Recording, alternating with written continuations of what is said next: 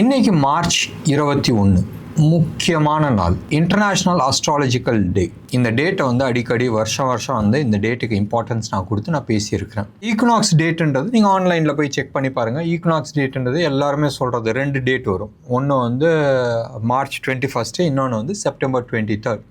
Day and night are ஈக்குவல்னுவாங்க. இது general public புரிகிற மாதிரி. இதோட அஸ்ட்ராலஜிக்கல் இம்பார்ட்டன்ஸ் நீங்கள் எடுத்துக்கிட்டீங்கன்னு சொன்னால், எர்த்தோட ஈக்குவேட்டரும் சன்னோட ஈக்குவேட்டரும் ஸ்ட்ரெயிட் லைனில் வருது. It is a high energy day. இதை அடிக்கடி நம்ம பேசிகிட்டு இருக்கிறது, இதை 0 டிகிரிஸ்ன்னு நம்ம அஸ்ட்ராலஜிக்கலில் கால்குலேட் பண்ணுவோம். கேன், WD கேன் இந்த டேட்டுக்கு ரொம்ப ரொம்ப இம்பார்ட்டன்ஸ் கொடுப்பாரு. அவர் தான் இதை 0 டிகிரின்றது இது பண்ணுவார். செப்டம்பர் 23 180 டிகிரின்னு, ஜூன் 24 90 டிகிரி, 270 டிகிரி டிசம்பர் மாதத்தில் வரும். ஸோ ஜூன் மாதத்தில் வருது லாங்கஸ்ட் டே அண்ட் ஷார்ட்டஸ்ட் நைட்டாக இருக்கும். அண்ட் டிசம்பர் 22 வருது லாங்கஸ்ட் நைட் அண்ட் ஷார்ட்டஸ்ட் டேன்னு வரும். இது இல்லாத இன்னொரு 4 டேட் இருக்குது. நீங்கள் ஆன்லைனில் போயிட்டு கேன் சீசனல் டேட்டு நீங்கள் போட்டிங்கன்னா ஒரு 8 டேட் வரும். அண்ட் 8ல் ஆக்சுவலாக 4 டேட் வரும், ப்ளஸ் ஒரு 3 இன்னொரு டேட்ஸ் வரும். ஸோ இந்த 7 டேட்ஸ் ரொம்ப இம்பார்ட்டண்ட்டான dates. And can, WD can he was a very very successful trader. மனுஷன் ஒரு 4.5 வருஷத்துக்கு அப்புறமா இத்தனாம் தேதி இந்த ப்ரைஸ் இங்கே இருக்குன்றது சொன்னால், நான் இந்த விஷயமா 2014 நான் ஆராய்ச்சி பண்ணிகிட்ருக்கேன். I spend enough time, money, energy இந்த ஆராய்ச்சியில். ஃபார் சம் ரீசன்ஸ் இப்போதைக்கு அதை விட்டு கொஞ்சம் ஒதுங்கி நிற்கிறோம். அதுக்கு நிறைய காரணங்கள் இருக்குது. பட் அஸ்ட்ராலஜிக்கலி WD கேனை பொறுத்த வரைக்கும் he was a mathematician from US. யூரோப்லேருந்து யூஎஸில் போய் செட்டில் ஆன மனுஷன். நிறைய பைபிள் பற்றி பேசுவார். பேசிக்காக அவர் யூஸ் பண்ண விஷயத்த வெளியில் எங்கேயுமே டிஸ்க்ளோஸ் பண்ணல. அவர் எதுக்கு எடுத்தாலும் 2 விஷயத்த தான் மறுபடி பேசுவார். ஜீசஸ், அதாவது ஜீசஸ் இதை பற்றி பேசியிருக்கிறாரு, பைபிளில் இது மாதிரி சொல்லப்பட்டிருக்கு. அண்ட் இதை விட்டால் அவர் பிரமிடு பற்றி பேசுவார். ரைட், இந்த 2 விஷயத்தை தான் மறுபடியும் இதை பேசுவார். அண்ட் நிறைய மேத்தமெட்டிக்கல் ஃபார்முலா வச்சுருந்தார். Gann angle, Gann square of 9, அது மாதிரி நிறைய வச்சுருந்தார். பட் இது எதுவுமே அவர் இது எல்லாமே வெளியில் காட்டின விஷயங்கள். அவர் ஆக்சுவலாக யூஸ் பண்ணதை அஸ்ட்ராலஜி. மனுஷன் இறந்து போகும்போதும் இதை பற்றி எங்கேயுமே எக்ஸ்பிளனேஷன் பண்ணாத இறந்து போனார். யாருக்குமே இந்த ட்ரிக்ஸை சொல்லி கொடுக்கல. And he made millions and millions of money. அவர் ஏர் த்ரூ தி டனல்ன்றது ஒரு புக் எழுதினார் 1927. எப்படி 1927 அந்த புக் எழுதினார். அந்த புக்கு எப்படி எழுதினார்னால் 1940 எப்படி 1940 உட்காந்து ஹிஸ்ட்ரி எழுதுகிற மாதிரி. இப்போ நம்ம 2026 இருக்கிறோம். 2040 ஒருத்தர் உட்காந்து 2026 40 வரைக்கும் என்ன நடக்கும்ன்றது எழுதுனா எப்படி இருக்கும், அது மாதிரி அவர் எழுதினார். அப்போ அவர் 2040 உட்கார்றதாக நினச்சி ஹிஸ்ட்ரி எழுதினார்.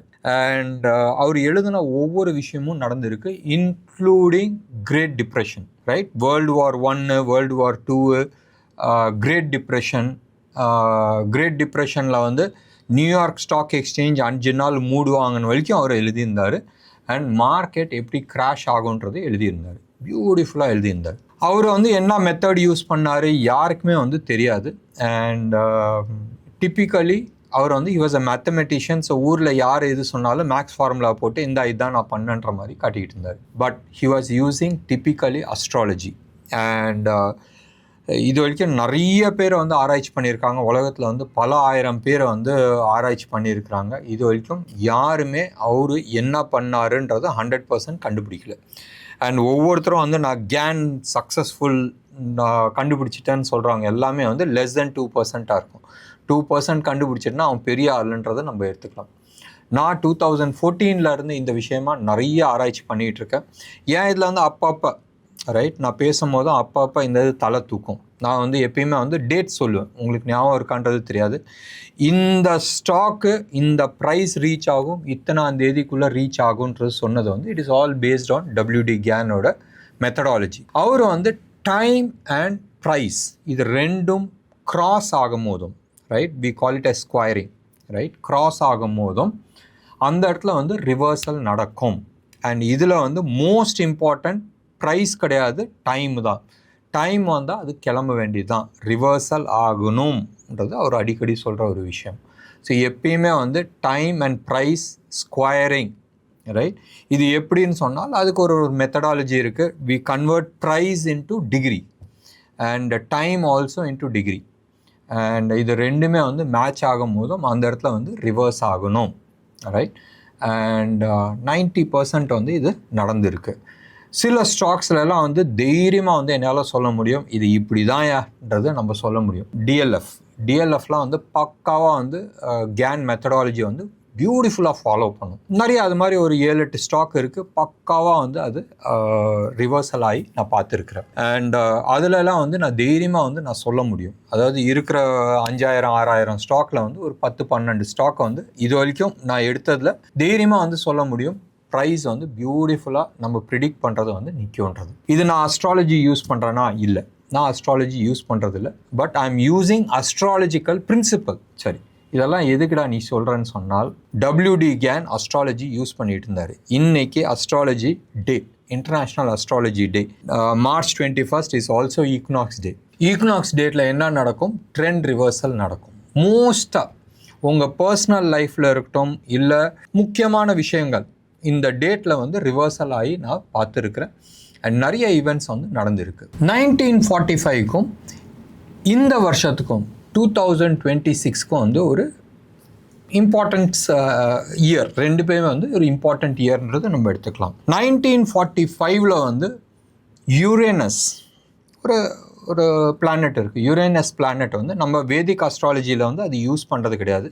வெஸ்டர்ன் அஸ்ட்ராலஜியில் வந்து யுரேனஸ் வந்து யூஸ் பண்ணுவாங்க. யுரேனஸ் ஆகட்டும், நெப்டியூன் ஆகட்டும் அண்ட் ப்ளூட்டோ ஆகட்டும், இது மூணுமே வந்து வெஸ்டர்ன் அஸ்ட்ராலஜியில் வந்து யூஸ் பண்ணுவாங்க. ஈஸ்டர்ன் நம்ம அஸ்ட்ராலஜியில் வந்து அது யூஸ் பண்ணுறது கிடையாது. அந்த பிளானட் இருக்குன்னு தெரியுமா? எஸ், தெரியும். வெஸ்டர்ன் அஸ்ட்ராலஜி பிரகாரம் இந்த 3 பிளானட்டும் வந்து மோர் ஆஃப் ரெஜிம் சேஞ்ச், அதாவது இதில் வந்து ஒரு பெரிய போர்க்களம் நடக்கும் அண்ட் கம்ப்ளீட்டாக வந்து ஒரு ஆட்சியே வந்து மாறும்.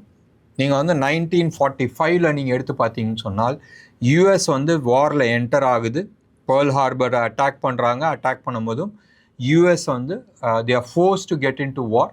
அண்ட் வார் போதும் ஃபைனலாக ஜப்பான் மேலே வந்து நியூக்ளியர் பாம்பு போடுறாங்க. ட்ரெண்ட் மாறுது. அது வரைக்கும் நீங்கள் எடுத்து பார்த்தீங்கன்னா Britain was the world leader. இன்னொன்று சைடு நீங்கள் எடுத்து பார்த்தீங்கன்னா ஜப்பான் வாஸ் அ லீடர், இன்னொன்று வந்து ஜெர்மனி வாஸ் அ லீடர். இந்த 3 பேருமே வந்து அந்த லீடர்ஷிப் பொசிஷனுக்கு வந்து வரத்துக்கு பார்த்துட்ருக்காங்க. அதுக்கு முன்னாடி வரைக்கும் Britain was the world leader, அதாவது உலகம் வந்து அவங்க கண்ட்ரோலில் வந்து வச்சுருந்தாங்க. பட் 1945 வந்து டோட்டலாக மாறிச்சு. அமெரிக்கா பிகேம் ஏ லீடர், ரைட்? அன்னையிலேருந்து இன்னைக்கு வரைக்கும், அதாவது 1945 2026 வரைக்கும் ராஜா மாதிரி வாழ்ந்தாப்புல. உலகத்தில் வந்து ஆல்மோஸ்ட் எல்லா விஷயத்துலையுமே வந்து அவங்க எடுக்கிறது தான் வந்து தேவர் லீடர்ஸ், ரைட்? அது இருந்து டெக்னாலஜி ஆகட்டும், வார் ஆகட்டும், மணி பவர் ஆகட்டும், எல்லாத்துலேயுமே வந்து அவங்க லீடராக இருந்தாங்க. 2026 is a beginning of end of US இருக்கலாம், ரைட்? ஏன்னு சொன்னால் 82லேருந்து 84 வருஷம் பிடிக்கும் யுரேனஸ் சுற்றிட்டு அந்த இடத்துக்கு வரத்துக்கு. அண்ட் அந்த வருஷம் வந்துருச்சு. அண்ட் ஆல்மோஸ்ட் ஈரான் யூஎஸ் வார் வரத்துக்கும் அந்த டேட் வரத்துக்கும் ஆல்மோஸ்ட் அந்த அக்கம் பக்கத்தில் தான் இருந்துச்சு. அண்ட் 1945 நீங்கள் எடுத்து பார்த்தீங்கன்னா சந்திர கிரகணுக்கும் சூரிய கிரகணுக்கும் நடுப்புற தான் வந்து வார் ஆரம்பிச்சிச்சு. இங்கேயும் அதே மாதிரி தான் ஆரம்பிச்சிச்சு. February 28 வந்து வார் ஆரம்பிச்சிச்சு. ஸோ அந்த டேட் வந்து ரொம்ப இம்பார்ட்டண்ட் டேட். அண்ட் 4 லீடருமே எடுத்து பாருங்களேன், யூஎஸ் பிரசிடெண்ட் ஆகட்டும், இல்லை நம்ம இஸ்ரேல் பிரசிடெண்ட் ஆகட்டும், இல்லை இறந்து போன ஈரான் தலைவர் ஆகட்டும், இல்லை இப்போ இருக்கிற பிரசிடெண்ட் ஆகட்டும், ஒரு தலைவர் ஆகட்டும், எல்லாருமே வந்து சந்திர கிரகணம் இல்லை சூரிய கிரகணத்தில் பிறந்த ஆளுங்க தான், ரைட்? ஒரு கோயின்சிடன்ஸ், இதுக்கும் அதுக்கும் சம்மந்தம் இல்லை, பட் கோயின்சிடன்ஸ். அண்ட் இந்த வருஷமும் ஈரான் கூட சண்டை போட்டு ஒன்றும் நடக்கலை. என்ன நடக்கும்னு நினச்சாங்க, பட் அது நடக்கலை. ஜப்பான் அடக்க முடியாதுன்னு நினச்சாங்க, ஜப்பான் சரண்டர் ஆச்சு அண்ட் யூஎஸ் எமர்ஜ் ஆச்சு. இப்போ இருக்கிற சூழ்நிலையில் ஈரான் வந்து எமர்ஜ் ஆகாது. ஓகே, ஈரான் வந்து ஒரு சின்ன நாடு, பட் ஈரானை அடிக்கிறதுக்கு அமெரிக்கா இவ்வளோ கஷ்டப்படுன்றது எதிர்பார்க்கல. அண்ட் இதில் வந்த டேமேஜ், அமெரிக்காவுக்கு வந்த டேமேஜ் வந்து டூ மச். அவங்க எதிர்பார்க்காத நிறைய செலவுகள் இருக்குது. அண்ட் இன்னும் வெளியில் வராத இன்ஃபர்மேஷன்ஸ் நிறைய இருக்குது. உலகத்தில் இருக்கிற யார் என்ன பார்க்கணும், என்ன கேட்கணுன்ற அந்த கண்ட்ரோலை வந்து யூஎஸ் வச்சுக்கிட்டு இருக்கு. ஸோ அவன் சொல்கிறது தான் நீங்களும் நானும் கேட்டுட்ருக்கோம். வாரில் வந்து இஸ்ரேலுக்கோ இல்லை யூஎஸ்க்கோ என்ன டேமேஜ் ஆச்சுன்றது தெரியாது. இல்லாட்டுன்னு சொன்னால் கடைசி வரைக்கும் போராடுற ஆளுங்க இவங்க, ரைட்? அது வியட்நாம் ஆகட்டும், ஆப்கானிஸ்தான் ஆகட்டும், 20 வருஷம் போட்டு பாமை போட்டு தள்ளினாங்க. ஈராக் எடுத்துங்க, அவ்வளோ தூரம் சண்டை போட்டாங்க, ரைட்? சிரியா ஆகட்டும், அவ்வளோ தூரம் சண்டை போட்டாங்க.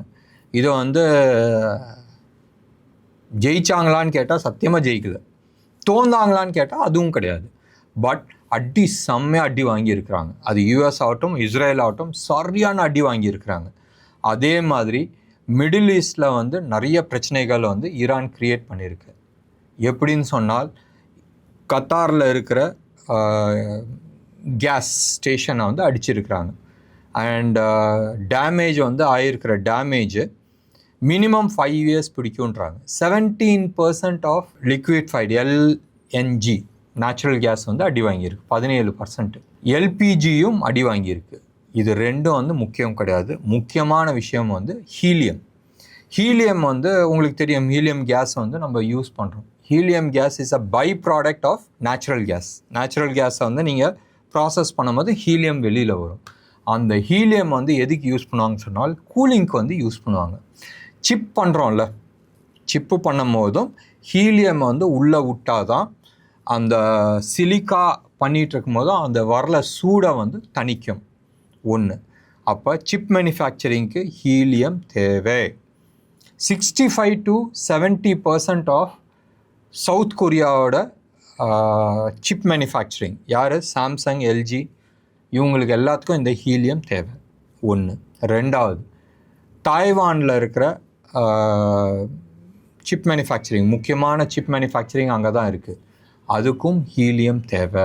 இல்லைன்னு சொன்னால் சிப் ஓடாது. அது என்விடியா ஆகட்டும், எது வேணால் இருக்கட்டும், ரேம் ஆகட்டும், எந்த சிப் வேணாலும் ஆகட்டும், அதுக்கு ஹீலியம் தேவை. அப்போ எங்கள் அடிமடியில் கை வச்சுருக்குறாங்க. ஸோ என்ன பிரச்சனை வரும்ன்றது ஒன்று. ரெண்டாவது வந்து almost about 40% of urea, right? Nitrate வந்து யூரியா, நைட்ரேட் இது எல்லாமே வந்து மிடில் ஈஸ்ட்லேருந்து தான் வருது உலகத்துக்கு. அப்போ பூவாவுக்கும் தடுமாற்றம் இருக்கிறதுக்கு வாய்ப்பு இருக்குது. அண்ட் இது எல்லாமே வந்து யூஎஸ் ஃபர்தராக வார்க்கு போகுதுன்னு சொன்னால் எங்கேயோ ஒரு இடத்துல இது சுற்றி சுற்றி அவனை தான் அடிக்கும், அவங்க பொருளாதாரத்தை தான் அடிக்கும். ஸோ இதுதான் வந்து டோட்டல் சரண்டர், ரைட்? வேறு வழி இல்லாத யூஎஸ் சரண்டர் ஆகுது.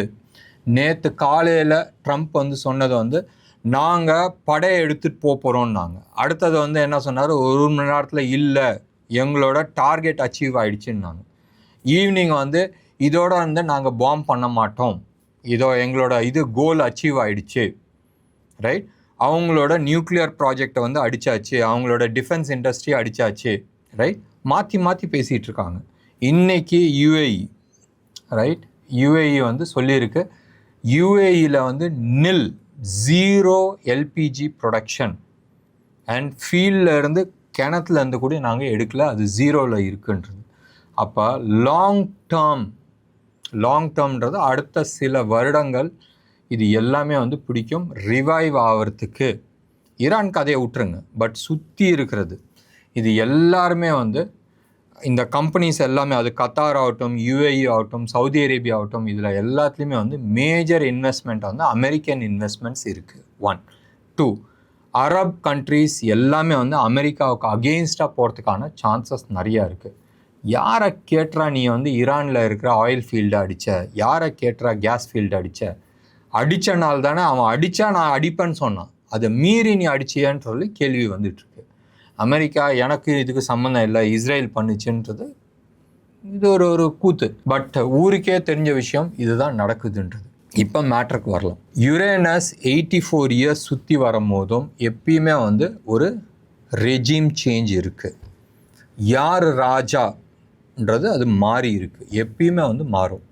அண்ட் இந்த தடவை வந்து பெரிய லெவலில் வந்து மாறுறதுக்கான வாய்ப்புகள் இருக்குது.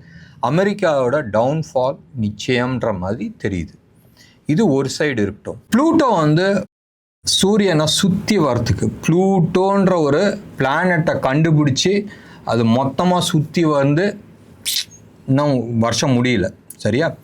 ஆனால் அதுக்குள்ளாரே ஏற்கனவே அது ப்ளூட்டோ வந்து நம்ம சோலார் சிஸ்டம் சம்மந்தப்பட்டது இல்லை, அது வந்து கேஸ்ன்ற மாதிரி சில விஷயங்கள் பேசிகிட்டு இருக்காங்க. Will not go into it. But astrologically Pluto வந்து always they connected with war ஆகட்டும், பெரிய லெவலில் வந்து ஒரு ராஜாங்கம் மாறுறதுக்கான அறிகுறி. 1776 யூஎஸ் இண்டிபெண்டன்ஸ் அனௌன்ஸ் பண்ணாங்க. எப்போ? 1776. அதில் வந்து ஒரு 250 வருஷத்தை வந்து நீங்கள் சேர்த்துக்கணும். 2026 வருது, right? So time to change. So ராஜாங்கம் மாறுறது, பெரிய லெவலில் மாறுது. யுரேனஸ் வச்சு நீங்கள் பார்த்தாலும் 84 இயர்ஸ்க்கு வந்து ஒரு குட்டி ஆட்டம் மாறுது. அண்ட் 250 இயர்ஸ் சைக்கிள் எடுத்துக்கிட்டாலும் பெருசாக மாறுது. வெயிட் பண்ணி பார்க்கலாம். அண்ட் என்ன நடக்க போகுது நெக்ஸ்ட் 7 இயர்ஸ், ரைட்? 1932 வரைக்கும் இந்த ப்ராசஸ் ஃபுல்லாகவே வந்து எடுக்கும். அண்ட் இது வந்து நாளைக்கு நாளான்னைக்கு சரியாகிற விஷயம் கிடையாது. டெஃபினட்டாக இந்த பெயின், இப்போ நடந்துகிட்ருக்க பெயின் வந்து அடுத்த 7 வருஷத்துக்கு வந்து கண்டினியூ ஆகும். ஏதாச்சும் ஒரு பிரச்சனை வந்துக்கிட்டு தான் இருக்கும். இதை தாண்டி நம்ம போகணும். இப்போ அடுத்த கேள்வி, நீ தான்ப்பா சொன்னால் அடுத்த 10 வருஷம் இந்தியாவோட வருஷம்ன்றது. எஸ், ஒரு ஃபால் வரும், அன்அவாய்டபிள். அது இந்த வருஷம் வருதா இல்லை இந்த வருஷம் கடைசியா இல்லை நெக்ஸ்ட் இயரான்றது தெரியாது. Again repetition of patterns, right? And அந்த ஃபாலுக்கு அப்புறமா you can always invest in a big way for Indian market. Fall இருக்கும், மற்ற நாடுகள் ஃபாலோட இந்தியாவோட ஃபால் கம்மியாக இருக்கும். ரைட் நவ் இந்த பொசிஷனில் வந்து இந்தியாவோட ஃபால் ஜாஸ்தி இருக்குது when compared to others. That's okay. Like long ரனில் நீங்கள் எடுத்து பார்க்கும்போது இந்தியாவோட ஃபால் வந்து கம்மியாக இருக்கும் when compared to others. And அந்த சமயத்தில் இன்வெஸ்ட் பண்ணும் போதும் India will be a place of growth. நிறைய விதத்தில் வந்து நம்மளுக்கு க்ரோத் இருக்கும். அண்ட் டெஃபினட்டாக த கைண்ட் ஆஃப் மணி இந்தியாவில் நீங்கள் பண்ணுற மாதிரி வேறு எங்கேயுமே வந்து பண்ண முடியாது. நான் ரொம்ப நாளாக வந்து சில விஷயங்கள் நான் சொல்லிட்டு இருந்தேன். ஸ்டாக் மார்க்கெட் விட்டு வெளியில் வாங்க, பாண்ட் மார்க்கெட் விட்டு வெளியில் வாங்க, கோல்டு அண்ட் சில்வர் விட்டு வெளியில் வாங்க, sit in cash, you will get a real estate விட்டும் வெளியில் வாங்க, you will get a beautiful opportunity to invest. You will get it. டெஃபினட்டாக வந்து யூ வில் கெட் இட். நான் மறுபடியும் நான் சொல்கிறேன், நான் அஸ்ட்ராலஜி கிடையாது, நான் ரிப்பீட்டேஷன் ஆஃப் பேட்டர்ன்ஸ் நான் பார்க்குறாள். ஒரு பேட்டர்ன் இருக்குதுன்னு சொன்னால் அந்த பேட்டர்ன் வந்து அது டேட் வைஸாக இருக்கட்டும், இல்லை சார்ட்டில் வந்து சில பேட்டர்ன்ஸ் இருக்கும், ஸ்கொயரு, ரெக்டாங்கிள், ரைசிங் வெஜ்ஜஸ், அது மாதிரி பேட்டர்ன்ஸ்லாம் இருக்குது. அந்த பேட்டர்ன்ஸ் ஆகட்டும், எது வேணா ஆகட்டும், அந்த விஷயத்தை தான் வந்து நான் பார்க்குற ஆள். அண்ட் அது மாதிரி பார்த்ததில் சில விஷயங்கள், சில சின்ன விஷயங்கள்லாம் நான் வந்து ஷேர் பண்ணியிருக்கிறேன். நிறைய விஷயங்கள் நாங்கள் எங்கள் இன்டர்னல் பர்பஸ்க்கோசரம் யூஸ் பண்ணுறோம். வெளியில் பேச முடியாத சில விஷயங்கள்லாம் இருக்குது which we don't discuss outside. ஏன்னு சொன்னால் அதில் 100% நான் கான்ஃபிடென்ட் கிடையாது. WD GAN மெத்தடில் ஐ எம் நாட் 100% கான்ஃபிடென்ட். அந்த மெத்தட் ஒர்க் ஆகுதா 100ல் 500%, 5000% அது வந்து ஒர்க் ஆகுது. எனக்கு தெரியுமா லெஸ் தென் 2%, 3% தெரியும். ஸோ அதை வச்சுக்கிட்டு சில விஷயங்கள் நம்ம பண்ணிக்கிட்டு இருக்கோம். ஸோ டெஃபினட்டாக என்னைக்கு எங்கள் சைடில் வந்து இதை பற்றி நிறைய இன்ஃபர்மேஷன்ஸ் வருது, இல்லை இது நல்லா ஒர்க் ஆகுதுன்னு தெரிஞ்சிச்சுன்னு சொன்னால் டெஃபினட்டாக உங்கள் கூட நான் வந்து ஷேர் பண்ணுவேன். இதே மாதிரி உங்கள் இந்த வியூவர்ஸில் யாருக்காச்சும் GAN பற்றி ஏதாச்சும் ஒரு இன்ஃபர்மேஷன்ஸ் உங்களுக்கு தெரியும், இதை வந்து யூஸ்ஃபுல்லாக இருக்கும்னு சொன்னால் வாங்க ஷேர் பண்ணலாம். எங்கள் சைடில் ரிசர்ச்க்கு வந்து சப்போர்ட் பண்ணுங்கள். நானும் வந்து உங்கள் கூட சில விஷயங்கள் ஷேர் பண்ணுறதுக்கு ரெடியாக இருக்கிறேன். என்ன நேயர்களே, இன்னைக்கு ப்ரோக்ராம் உங்களுக்கு பிடிச்சிருந்துச்சுன்னா லைக் பண்ணுங்கள், ஷேர் பண்ணுங்கள். டெஃபினட்டாக உங்களோட கமெண்ட்டை நான் எதிர்பார்க்குறேன். நன்றி, வணக்கம்.